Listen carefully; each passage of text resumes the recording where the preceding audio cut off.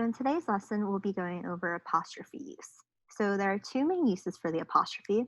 The first is for admissions, which is just a fancy way of saying we're replacing or taking out a few letters in the word. So this is for contractions, right? So we have the contraction can't, and the apostrophe is being used to omit the letters N and O from the word in cannot, right? We take out the N and one O, and then we contract it into can't. The second use is to show possession, to show that something belongs to someone or something. So I'm going to go over with you guys a few of the frequently confused words when it comes to possession, and hopefully you'll find this helpful. So the first word is there, right? So we have the first there, T-H-E-I-R, and this is the one that shows possession. It's used to mean belonging to them. The second there is T-H-E-Y apostrophe R-E, and this is the contraction, right? And this is the contraction for they are. The apostrophe here is being used to omit the letter A, and they are.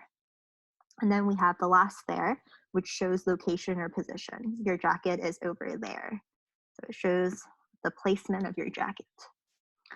The next set is your and your. So Y-O-U-R is the one that shows possession, indicating that something belongs to you.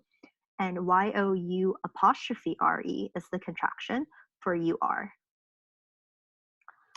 Next set is its.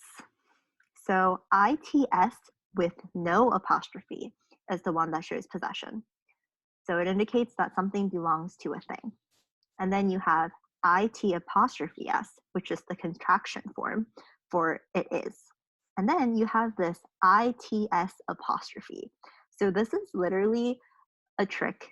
Like, it's don't fall for it because this word does not exist. So if you ever see ITS apostrophe in one of the answer choices on the SAT writing section, do not pick it. Just automatically eliminate it because that word doesn't exist, right? If you have a plural version of something and you want to show it's like showing possession, you use T-H-E-I-R, not it's and then an apostrophe.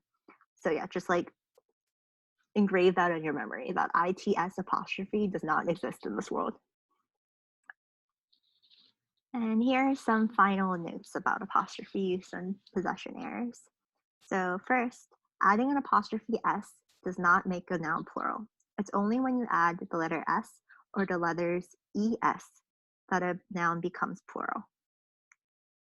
If a noun is plural and it already ends in an S, then you just add an apostrophe to indicate possession.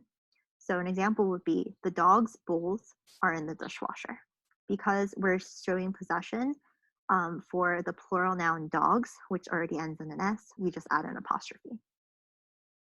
If a noun is plural and it does not end in an S, then you have to go back to the classic original apostrophe S rule and add an apostrophe S to that plural noun. So an example would be the children's field trip was in danger of being canceled due to the rain. So here, the plural noun is children because we're not talking about one child, we're talking about more than one child. But because the plural noun doesn't end in an S, we have to revert back to the apostrophe S rule. And lastly, I get this question a lot. What happens if someone's name ends in an S? Do we put an apostrophe S because it's still like one person, or do we add just the apostrophe? So grammatically, you can do either or, like it doesn't matter, but I think it's more common to just add an apostrophe after the name. So an example would be like, this is James's lunchbox.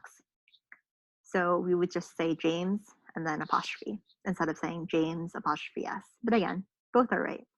I've just seen James apostrophe more than I've seen James apostrophe S.